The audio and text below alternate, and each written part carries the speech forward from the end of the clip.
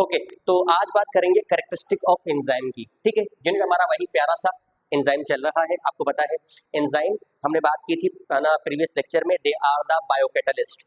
Biocatalyst यानी ऐसे kind के substance which can speed up the biochemical reaction. ऐसे रिएक्शन जो कि लिविंग बॉडी में होते हैं उनको स्पीड अप करने का काम होता है एंजाइम का। एंजाइम वर्ड की लिटरल मीनिंग होती है इन यीस्ट। इनको फर्स्ट टाइम यीस्ट के अंदर डिस्कवर किया था एक साइंटिस्ट है जिनका नाम क्या था सतीश? साइंटिस्ट का नाम क्या था? कोहो, FW को, वेरी गुड। ठीक है, विल्हेल्म कोहनी और जो एक कोहो इन्हें कह रहे थे हम। अच्छा, उसके बाद हमने देखा कि enzyme mostly proteinaceous in nature होते हैं, प्रोटीन से बने हुए हैं। ठीक है, लेकिन कुछ आरएनए भी एंजाइम का काम कर रहे होते हैं। ठीक है, वो आरएनए जो कि एंजाइम का काम कर लेते हैं उन्हें हम राइबोजाइम कहते हैं। ठीक है, और इससे ही इंडिकेट होता है कि आरएनए प्रीमेटिव है as far as the DNA RNA is concern. ठीक है जी, ये बात हमने कर ली थी। आज हम कुछ जो कैरेक्टरिस्टिक बचेंगी उनकी बातें करते हैं। ठीक है, आपको दिख रहा है ये एक एंजाइम है और इसके हाथ देखो ये बंधे हुए हैं। इसे पता है हम क्या कहते हैं? हथकड़ी कहते हैं ना, हेड कफ। ठीक है, हेड कफ से इसके हाथ बंधे हुए हैं। देखिए कुछ एंजाइम जो है, कुछ एंजाइम बनते कहाँ है पहले तो आप मुझे ये बताएं। नहीं, इनसाइड द सेल बनते हैं। ठीक है, डीएनए बनवाता है, लेकिन किसके इंस्ट्रक्शन के अकॉर्डिंग बनेंगे एंजाइम? नहीं, किसके इंस्ट्रक्शन के अकॉर्डिंग? डीएनए बनवाता है, लेकिन डीएनए को भी कौन कहता है कि अरे हार्मोन। बहुत सारे फैक्टर है, उनमें से एक होता है हार्मोन। आगे सेल पर अटैच्ड होगा और वो हार्मोन से बनवाएगा ये एंजाइम्स को। तो बेसिकली एंजाइम सेल के अंदर बनते हैं। देयर इज एक्सो एंजाइम जो कि सेल से बाहर जाके काम दिखाते हैं, सिलेवरी एमाइलेज दिखा था। और कुछ ऐसे एंजाइम होते हैं जिस सेल में बने उसी में काम दिखाएंगे, एंडो एंजाइम कहलाते हैं। कल हमने बात कर ली थी। बहरहाल जब कुछ एंजाइम जो है ना वो बनने के साथ इनएक्टिवेट होते हैं, इसके हाथ बंधे हुए ना तो ये इनएक्टिवेट है, ये कोई काम नहीं कर सकता। इनएक्टिवेट। ठीक है जी। अच्छा, इसको एक्टिवेट बनाया जाता है कुछ टाइम बाद। ठीक है जी, इसको एक्टिवेट बनाया जाएगा, एक्टिवेट किया जाएगा। ये इनएक्टिवेट था। अच्छा, ऐसा क्यों वो तो हम बाद में चल के देखेंगे। पहले मैं कुछ आपको कुछ इनएक्टिवेट जो एंजाइम है ना उनकी एग्जांपल्स बता देता हूँ। I love to mention the name of pepsinogen. Pepsinogen, ये पेप्सिनोजिन ये हमारा जो स्टमक है, स्टमक के अंदर प्रोड्यूस होता है। बेसिकली इसका काम है प्रोटीन को डाइजेस्ट करवाना। ठीक है जी। अच्छा, पेप्सिनोजिन ये इनएक्टिव फॉर्म में है। इसका ये वाला जो फैक्टर है ना GEN, जिन, इसका जिन जो है ना जब तक इसके साथ है ये इनएक्टिवेट है। जब इसका जिन हट गया ना ये हो जाएगा एक्टिवेट और अब ये कहलाएगा पेप्सिन। ठीक है, ये क्यों इनएक्टिवेट प्रोड्यूस होते हैं वो हम आगे चल के देखने वाले हैं। अच्छा, इसके अलावा और भी एग्जांपल है जैसे कि ट्रिप्सिनोजिन या फिर ये भी इनएक्टिवेट है। इसको इनएक्टिवेट करने वाला कौन सा फैक्टर है? जिन। अगर इसका जिन हटा दे तो क्या बन जाएगा ये? अब ट्रिप्सिन। अब ये क्या है सिकंदर, एक्टिवेट है या अब तक इनएक्टिवेट है? एक्टिवेट है। एक और एग्जांपल लेते हैं, काइमोट्रिप्सिनोजिन। काइमोट्रिप्सिनोजिन, ये ट्रिप्सिनोजिन और काइमोट्रिप्सिनोजिन पेनक्रियाटिक जूस में होता है। ठीक है, जो हमारे ड्यूडेनम के अंदर आएगा, स्मॉल इंटेस्टाइन के अंदर। आपको वो याद नहीं रखना, आपको ये याद रखना है कि ये इनएक्टिवेट है, जिन। अच्छा, इसका जब ये जिन हट जाएगा तो ये क्या बन जाएगा? एक्टिवेट हो जाएगा और ये क्या कहलाएगा सिकंदर? काइमोट्रिप्सिन। ठीक है जी। इसी तरीके से एक और एग्जांपल ले लेते हैं, प्रोकार्बोक्सीपेप्टिडेस। अच्छा, इसके अंदर इनएक्टिवेट करने वाला फैक्टर कौन सा है सतीश? इसके अंदर कोई इनएक्टिवेट करने वाला फैक्टर है जी? इसके अंदर कार्बोक्सीपेप्टिडेस के अंदर DASE, ये होगा इनएक्टिवेट फैक्टर। सिकंदर, साजिद, कौन सा होगा? नहीं, इसके अंदर ये वाला, ये प्रो दिख रहा है ना आपको, प्रो, ये इनएक्टिवेट कर रहा है। इसको हम हटा देंगे तो रिजल्टिंग जो कार्बोक्सीपेप्टिडेज होगा वो हमारा प्यारा सा एंजाइम एक्टिवेट है, अब ये अपना काम कर पाएगा। एक और एग्जांपल देखते हैं, उसके बाद आगे बढ़ते हैं। एंजियोटेंसिनोजिन, हमें बताएंगे साजिद कि इसके अंदर एक्टिवेट करने वाला फैक्टर कौन सा है? एंजियोटेंसिनोजिन, कौन सा इनएक्टिवेट करने वाला फैक्टर है इसके अंदर जी? जिन होगा, जिन हटा देंगे इसका, ये बिल्कुल एक्टिवेट हो जाएगा। अब ये क्या कहलाएगा? एंजियोटेंसिन। आ रही है बात समझ में? तो कुछ एंजाइम बनने के साथ, प्रोड्यूस होने के साथ इनएक्टिवेट होते हैं, उनको एक्टिवेट किया जाता है। ये कैरेक्टरिस्टिक है। जिस तरीके से हमने देखा था ना कि एंजाइम मोस्टली प्रोटीनेशियस होते हैं, एंजाइम सेल के अंदर बनते हैं, एंजाइम के अंदर एक्टिव साइट होती है, इसी तरीके से सबस्ट्रेट से एंजाइम बड़े होते हैं, इसी तरीके से कुछ एंजाइम इनएक्टिवेट बनते हैं और उनको एक्टिवेट किया जाता है। अच्छा, ये बात तो सबको मालूम होती है कि कुछ एंजाइम इनएक्टिवेट बनते हैं और उनको एक्टिवेट किया जाता है, लेकिन जो अच्छे स्टूडेंट है, गुड स्टूडेंट है, उनको ये मालूम है कि हमेशा वो एंजाइम जो कि प्रोटीन डाइजेस्टिंग है वो इनएक्टिवेट बनते हैं। देखें, जो फैट डाइजेस्टिंग है, लिपिड डाइजेस्टिंग या कार्बोहाइड्रेट डाइजेस्टिंग है, न्यूक्लिक एसिड डाइजेस्टिंग, वो नॉर्मली इनएक्टिव फॉर्म में नहीं बनते, लेकिन प्रोटीन डाइजेस्टिंग एंजाइम जो है ना, वो majority protein digesting enzyme inactive form में बनते हैं। ऐसा क्यों, वो अभी हम देखते हैं। देखें, ये हमारे पास क्या है, सेल। सेल के अंदर मेजॉरिटी ऑफ द थिंग्स जो है वो प्रोटीन से बनी हुई होती हैं। इस प्लाज्मा मेम्ब्रेन के अंदर, सेल की जो मेम्ब्रेन है, इसके अंदर भी प्रोटीन के कंपोनेंट है। इसी तरीके से ये जो डिफरेंट डिफरेंट ऑर्गेनल्स है ना, इनकी मेम्ब्रेन के अंदर भी प्रोटीन काफी हद तक मौजूद होता है। अगर अगर इनको एक्टिवेट फॉर्म में प्रोड्यूस किया जाएगा ना, तो ये फटाफट क्या करेंगे, सेल मेम्ब्रेन को और इन ऑर्गेनल्स को डिस्ट्रॉय कर देंगे। तो पहले सेल क्या करता है कि जैसे ही इनको प्रोड्यूस करता है ना, इनको इनएक्टिवेट फॉर्म में प्रोड्यूस करता है। पहले ये इनएक्टिवेट फॉर्म में प्रोड्यूस हुए और उस टाइम पर सेल क्या करेगा, अपने लिए प्रोटेक्टिव जो सब्सटेंस है उनकी फॉर्मेशन कर लेगा, यानी अपने बॉडीगार्ड बनवा लेगा। ठीक है, अपने बॉडीगार्ड बना लेगा। अपने बॉडीगार्ड बनाने से ये होगा कि अगर ये एक बार एक्टिवेट भी हो गए, एक्टिवेट होने के बाद भी क्योंकि बॉडीगार्ड्स मौजूद है, क्या अब ये सेल मेम्ब्रेन का या उसके ऑर्गेनल का कुछ नुकसान कर पाएंगे? तो नहीं कर पाएंगे। ये इसको प्रोटेक्ट कर रही है कवरिंग, और नॉर्मली ये कवरिंग जो है ना, ये म्यूकस से बनी हुई होती है राजा बेटा। It is form by mucus, ये म्यूकस से बनी हुई है। म्यूकस जो है बॉडीगार्ड का काम करेगा। ये प्रोटीन डाइजेस्टिंग एंजाइम एक्टिवेट भी होगा ना, तो भी म्यूकस इन्हें अलाउ नहीं करेगा कि वो सेल मेम्ब्रेन को या ऑर्गेनल की मेम्ब्रेन को डिस्ट्रॉय कर सके। दैट्स व्हाई भले ही एक्टिवेट हो जाए, उसके बाद इनको मिलेगी यहाँ पर प्रोटीन, उन पर ये एक्ट करेंगे, प्रोटीन को ब्रेक कर देंगे, क्योंकि दूसरा कोई तो इनको मिलेगा ही नहीं। Are you getting me? ठीक है जी। तो कुछ एंजाइम पहले ही इनएक्टिवेट फॉर्म में प्रोड्यूस होते हैं और उनको एक्टिवेट किया जाता है। और ये एंजाइम कौन से होते हैं? मोस्टली एंजाइम कौन से होते हैं? Which digesting? Protein digesting. Sajid, are you getting me? Okay, protein digesting enzyme. ठीक है, फैट डाइजेस्टिंग, लिपिड डाइजेस्टिंग, वो नॉर्मली जो है इनएक्टिव फॉर्म में नहीं प्रोड्यूस होते। चलें जी, आगे बढ़ते हैं। अच्छा, ये दिख रहा है आपको? एक और कैरेक्टरिस्टिक पढ़ते हैं हम। ये दिख रहा है आपको? ये क्या है? Red blood cell. ठीक है जी। अच्छा, रेड ब्लड सेल के अंदर दोनों कानों से बात सुनिए, कार्बन डाइऑक्साइड और वाटर ये आपस में मिल करके हमें प्रोवाइड करते हैं H2CO3। ठीक है जी। अच्छा, इसका नाम है कार्बोनिक एसिड। वेरी गुड, इसका नाम क्या है? Carbonic acid. ये कार्बोनिक एसिड आगे जाके ब्रेक हो जाएगा इनटू HCO3 प्लस हाइड्रोजन। ठीक है, हाइड्रोजन आयन। अच्छा, इस रिएक्शन को करवाने, ये रिएक्शन है, इस रिएक्शन को स्पीड अप करने के लिए हमें किस चीज की नीड होगी? एंजाइम की। और यहाँ पर जो एंजाइम इन्वॉल्व है ना, उस प्यारे से एंजाइम का नाम, उस प्यारे से एंजाइम का नाम होता है, कौन बता रहा है हमें उस एंजाइम का नाम? जी नहीं, दूसरी बात चल रही है। इस एंजाइम का नाम क्या है जिसने कार्बन डाइऑक्साइड वाटर को मिलाकर ये कार्बोनिक एसिड की फॉर्मेशन करवाई है? नाम पता है आपको इस एंजाइम का? इस एंजाइम का नाम है कार्बोनिक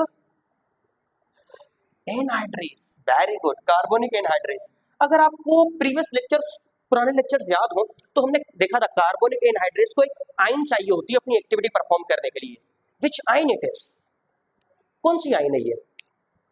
याद नहीं है, मैं आपको बताता हूँ। कार्बोनिक एनहाइड्रेस क्या करता है कि कार्बन डाइऑक्साइड वाटर को मिलाकर और कार्बोनिक एसिड बनवाता है। ठीक है, कुछ आयंस की प्रेजेंस में, कुछ सब्सटेंस की प्रेजेंस में इसकी एक्टिविटी और भी बढ़ जाती है, बूस्टअप हो जाती है। वो कौन सी आयन है? Metal ion. कौन सी मेटल आयन? वो जिंक आयन है। जिंक आयन जो है ना, इसकी एक्टिविटी को बढ़ा देगी। जिंक आयन इसकी एक्टिविटी को बढ़ा देगी। प्लस लगाते हैं हम, plus sign will show you that it can activate its activity, increase its activity, it act as a activator. Zinc यहाँ पर एक्टिवेटर का काम कर रहा है। ठीक है, क्योंकि इसने एक्टिविटी बढ़ा दी। किसकी एक्टिविटी बढ़ाई है इसने? एंजाइम की। तो कुछ सब्सटेंस होते हैं जो कि एंजाइम की एक्टिविटी बढ़ा देते हैं। जो सब्सटेंस एंजाइम की एक्टिविटी बढ़ाते हैं उन्हें हम क्या कहते हैं सिकंदर? एक्टिवेटर। लेकिन साइड बाय साइड कुछ ऐसे भी सब्सटेंस होते हैं जो एंजाइम की एक्टिविटी घटा देते हैं, और वो सब्सटेंस जो एंजाइम की एक्टिविटी घटा देते हैं ना राजा बेटा, उन्हें इनहिबिटर कहा जाता है। Inhibitor, inhibitor. और इस कार्बोनिक एसिड के लिए पता है इनहिबिटर कौन होगा? इसके लिए इनहिबिटर होगी ये बाइकार्बोनेट आयन। ये बाइकार्बोनेट आयन हमारा जो कार्बोनिक एनहाइड्रेस है उसकी एक्टिविटी को ब्लॉक कर देगी, तो हम माइनस साइन से इसको रिप्रेजेंट करते हैं, माइनस साइन से, माइनस साइन से। ठीक है जी, तो समझ में क्या आया? बताने का मकसद ये था कि एंजाइम की एक्टिविटी कुछ सब्सटेंस की मौजूदगी में बढ़ जाती है, उन सब्सटेंस को एक्टिवेटर कहते हैं। कुछ सब्सटेंस की मौजूदगी में एंजाइम की एक्टिविटी कम हो जाती है, उन्हें हम इनहिबिटर कहते हैं। हमारा प्यारा सा जो एंजाइम था वो कौन था? Carbonic anhydrase. उसके लिए एक्टिवेटर कौन है और इनहिबिटर कौन है? Bicarbonate ion HCO3। ठीक है जी, एक और एग्जांपल लेते हैं। ये देखें, ये हमारे पास पेनक्रियास है। पेनक्रियास के अंदर एक एंजाइम बनता है जिसका नाम शायद आपको पता हो, जो ग्लूकोज को ग्लाइकोजन में कन्वर्ट करता है। क्या नाम है इसका? अब तो बता दो। जो ग्लूकोज को ग्लाइकोजन में कन्वर्ट करता है, प्रोड्यूस होता है बाय पेनक्रियास। इस एंजाइम का नाम क्या है? इंसुलिन। इंसुलिन, जी हाँ, बल्कि हार्मोन, हार्मोन, जी हाँ, ये हार्मोन है। ठीक है, ये हार्मोन है। ठीक है, इंसुलिन एक हार्मोन है। अच्छा, इंसुलिन के इंस्ट्रक्शन में कुछ एंजाइम बनते हैं। इंसुलिन के इंस्ट्रक्शन में कुछ एंजाइम बनते हैं। उन एंजाइम्स के लिए भी कुछ सब्सटेंस ऐसे होते हैं जो उसकी एक्टिविटी को बढ़ाते हैं, और कुछ सब्सटेंस ऐसे होते हैं जो उसकी एक्टिविटी को घटाते हैं। ठीक है जी, देखें, ग्लूकोज कन्वर्ट होगा इनटू ग्लाइकोजन, ये एक मल्टी स्टेप प्रोसेस है। करवाएगा कौन? इंसुलिन, जो कि हार्मोन है। इंसुलिन के इंस्ट्रक्शन में कुछ हार्मोन्स बनेंगे, कुछ कुछ एंजाइम्स बनेंगे। उन एंजाइम्स की एक्टिविटी को बढ़ाने के लिए एक्टिवेटर होंगे और रोकने के लिए इनहिबिटर होंगे। अच्छा, जो एक्टिविटी इसकी बढ़ाएंगे ना राजा बेटा, वो मैग्नीशियम है। वो जी जी हार्मोन है। नहीं, ये करवाएगा with the help of enzymes, ये काम करेंगे। ठीक है, वो तो हमने कल ही देख लिया था कि हार्मोन जो है वो स्पेसिफिक काइंड का एंजाइम बनाते हैं। ठीक है, ये जो भी एंजाइम इंसुलिन ने बनवाए, इनकी एक्टिविटी को इंक्रीज करेगा मैग्नीशियम। तो मैग्नीशियम यहाँ पे किसका काम कर रहा है? एक्टिवेटर का। और इसी तरीके से इस एंजाइम की एक्टिविटी रोकेगा कैल्शियम आयन। कैल्शियम आयन इसकी एक्टिविटी को इनहिबिट कर देगा। ठीक है, यहाँ पर हम पॉजिटिव साइन लगाते हैं, मैग्नीशियम ने इसकी एक्टिविटी बढ़ाई और कैल्शियम ने इसकी एक्टिविटी घटा दी इस पर्टिकुलर एंजाइम की। तो कैल्शियम आयन इसके लिए क्या बन गया? इनहिबिटर। और मैग्नीशियम आयन इसके लिए क्या बन गया? एक्टिवेटर। एक और एग्जांपल लेते हैं। ठीक है, एक और एग्जांपल लेते हैं। अच्छा, ये वाला ऑर्गेनेल कौन सा है हमारे पास? माइटोकॉन्ड्रिया। ठीक है जी। अच्छा, हमारी बॉडी के अंदर ऑक्सीजन कंटेनिंग स्पीशीज होती हैं। ठीक है, ऑक्सीजन कंटेनिंग स्पीशीज, दो स्पीशीज का मैं आपको नाम बताता हूं जो ऑक्सीजन कंटेनिंग है। इसमें एक का नाम है पेरोक्साइड, ठीक है जी, और दूसरी का नाम है सुपर ऑक्साइड। ये पेरोक्साइड और ये सुपर ऑक्साइड जो है ना, ये बड़ी खतरनाक स्पीशीज है। ये हमारे डीएनए को चेंज कर देंगी, and change in DNA is known as mutation. और म्यूटेशन बड़ी खतरनाक है, उनसे कैंसर हो जाता है। तो बड़ा लाजमी है कि इनको खत्म किया जाए। ठीक है, जैसे ही ये स्पीशीज बनती है ना, तो हमारा ये वाला कौन सा ऑर्गेनल था? माइटोकॉन्ड्रिया। माइटोकॉन्ड्रिया के अंदर एक एंजाइम होता है, उस एंजाइम का नाम है super oxide dismutase. Super oxide dismutase. Super oxide dismutase इस सुपर ऑक्साइड को कन्वर्ट कर देगा इनटू ऑक्सीजन। इसे ऑक्सीजन में कन्वर्ट कर देगा, इसे ऑक्सीजन में कन्वर्ट कर देगा। अब O2 है, ये O2 है, इस पर साइन जो है माइनस का है, ये O2 साइन -2 का। और ऑक्सीजन जो है ना, उस पर कोई साइन नहीं होता। फर्क ये है, नॉर्मल अगर ऑक्सीजन कोई साइन नहीं है, O2 oxygen, O2 with single minus super oxide, O2 with -2 पर ऑक्साइड। ये जो सुपर ऑक्साइड डिसम्यूटेज है ना, वो सुपर ऑक्साइड को ऑक्सीजन में कन्वर्ट कर देगा और हमें म्यूटेशन से बचा देगा। ठीक है, इसकी एक्टिविटी भी कुछ सब्सटेंस की मौजूदगी में बढ़ जाती है। ठीक है, इसकी एक्टिविटी भी कुछ सब्सटेंस की मौजूदगी में बढ़ जाती है। मैंगनीज, मैंगनीज जो है वो इसकी एक्टिविटी को बढ़ाता है। तो मैंगनीज इसके लिए क्या बन जाएगा? एक्टिवेटर। मैंगनीज इसके लिए एक्टिवेटर का काम करेगा। ठीक है। और कुछ सब्सटेंस इसकी एक्टिविटी को घटाते हैं, जैसे कि क्लोराइड की मौजूदगी या एसिडिक एसिडिक जो पीएच होती है यानी हाइड्रोजन आयन की मौजूदगी, hydrogen ion free hydrogen ion जो है ना वो इसकी एक्टिविटी को घटा देंगे, सुपर ऑक्साइड। अच्छा, इसके अलावा सायानेड, सायानेड भी इसकी एक्टिविटी को कम कर देता है हमारे सुपर ऑक्साइड डिस्म्यूटेस। आप अगर ईच एंड इंडिविजुअल एंजाइम ना याद रख सकें तो भी चलेगा, आपको आपके दिमाग में जो पॉइंट रखना है ना वो ये कि एंजाइम की एक्टिविटी बढ़ाने वाले क्या कहलाते हैं और कम करने वाले इनहिबिटर, बस ये याद रखना है। दो कैरेक्टरिस्टिक अब तक हमने पढ़ी है, एंजाइम कुछ इनएक्टिवेट फॉर्म में बनते हैं, उनको एक्टिवेट किया जाता है, ठीक है साजिद, कोई मसला है यहाँ तक? और कुछ सब्सटेंस एंजाइम की एक्टिविटी को बढ़ाते हैं, ठीक है, उन्हें एक्टिवेटर कहा जाता है, और कुछ घटाते हैं, उन्हें इनहिबिटर कहते हैं।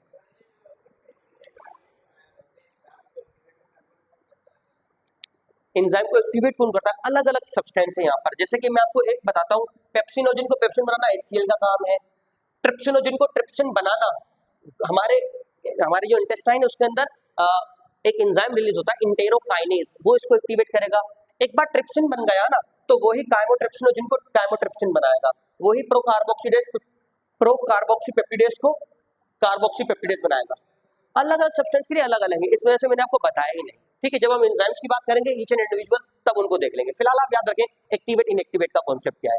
आगे बढ़े, ठीक है जी। अब देखें ये वाला एंजाइम आपको दिख रहा है, ये एंजाइम की ये वाली साइड क्या कहलाती है?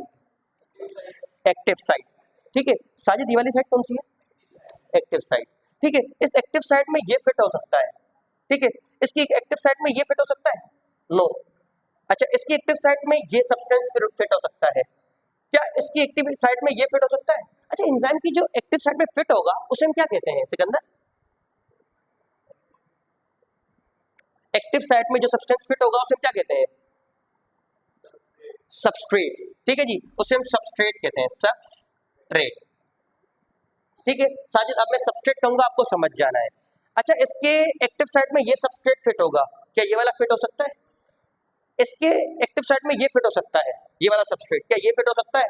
तो इस तरीके से आपको समझ में क्या आया, हर एंजाइम के पास स्पेसिफिक काइंड की एक्टिव साइट होती है और उसमें स्पेसिफिक काइंड का ही सबस्ट्रेट फिट हो सकता है, हर कोई सबस्ट्रेट मुंह उठाकर उसमें फिट नहीं हो सकता। इस तरीके से एंजाइम अपने एक्शन में स्पेसिफिक होते हैं, हर एंजाइम एक सबस्ट्रेट पर काम कर सकता है सिमिलर काइंड के, ठीक है। ऐसे आप 1000 स्क्वायर यहाँ पे रख दो, ये उस पर काम कर लेगा, लेकिन स्क्वायर और ट्राइंगल मिक्स करके रख दो, ये वर्क नहीं कर पाएगा, ये सिर्फ जो स्क्वायर पे काम कर सकता है। कुछ भी हो इसके, जी हाँ, वो इसकी एक्टिव साइड में फिट हो जाए। Are you getting me? आगे बढ़े, ठीक है जी। अच्छा, इसी तरीके से तो एंजाइम अपने एक्शन में स्पेसिफिक है। एक और बात आपको बता देता हूँ और लेक्चर को वाइंड अप करते हैं, स्ट्रक्चर हम जो है कि बाद में देखेंगे, ये एक कॉम्प्लेक्स टॉपिक है। अच्छा देखिए, एंजाइम जो है ना, हमारे माउथ के अंदर जो एंजाइम है, हमारे माउथ के अंदर पीएच होती है, राजा बेटा पता है आपको कितनी होती है? 6.8। स्टमक के अंदर कितनी होती है पता है? 1.8, और इंटेस्टाइन के अंदर 7.8, ठीक है।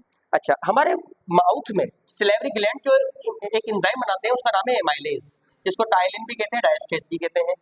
वो यहाँ पर काम कर सकता है, स्टमक में काम नहीं कर सकता। साजिद पता है क्यों? वो चाहता है कि मुझे पीएच चाहिए 6.8 वाली, स्टमक में उसको पीएच क्या मिलेगी? वो यहाँ पर काम नहीं करेगा। हमारे स्टमक के अंदर बनता है पेप्सिन, दूसरा भी एक और बनता है, आपको फिलहाल नहीं बता रहा, रहने दें। अच्छा जी, पेप्सिन, पेप्सिन यहाँ पर काम कर सकता है लेकिन इंटेस्टाइन के अंदर काम नहीं कर सकता। इसी तरीके से हमारे इंटेस्टाइन में बहुत सारे एंजाइम बनते हैं। I love to mention the name of trypsin. Trypsin भी यहाँ पर तो काम कर सकता है, लेकिन राजा बेटा ये हमारे माउथ में और स्टमक में काम नहीं कर सकता।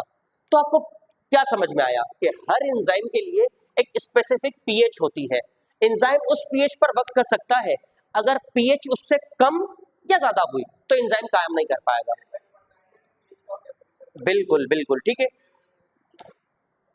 जी हाँ। Substrate concentration, enzyme concentration, temperature, water, radiation, ये सारे फैक्टर है, लेकिन क्योंकि हम कैरेक्टरिस्टिक पढ़ रहे हैं ना, ये ईच एंड इंडिविजुअल टॉपिक है हमारे पास, डेट्स वाई वहां पर इनको सही से पढ़ेंगे हम, और कैरेक्टरिस्टिक सिर्फ एक एक लाइन की है। आ रही है समझ में? ठीक है जी। तो अब तक हमने क्या समझ लिया? कुछ कैरेक्टरिस्टिक पढ़ी है, कुछ एंजाइम किस फॉर्म में बनते हैं और उनको क्या किया जाता है? एक्टिवेट, ठीक है। और ये इनएक्टिवेट एंजाइम बनने वाले, इनएक्टिव फॉर्म में बनने वाले कौन से एंजाइम होते हैं? ये कौन से एंजाइम होते हैं जो इनएक्टिवेट फॉर्म में बनते हैं? प्रोटीन डाइजेस्टिंग, ठीक है। ऐसा क्यों होता है? क्योंकि वो सेल ऑर्गेनल को ही डाइजेस्ट कर देंगे। कुछ सब्सटेंस एंजाइम की एक्टिविटी को बढ़ाते हैं सिकंदर, उन्हें क्या कहते हैं, और जो कम करते हैं वो इनहिबिटर। एंजाइम अपने फंक्शन में स्पेसिफिक है, हर एंजाइम एक स्पेसिफिक काइंड के चीज से मिलेगा, उस चीज को क्या कहेंगे, सबस्ट्रेट। हर किसी के साथ नहीं मिलेगा वो लेकर, ठीक है ना। इसी तरीके से एंजाइम अपने पीएच के लिए भी जो है स्पेसिफिक है, उनको एक स्पेसिफिक पीएच चाहिए होती है जिस पर वो काम कर पाते हैं, हर पीएच पे नहीं। कोई सवाल, कोई बात?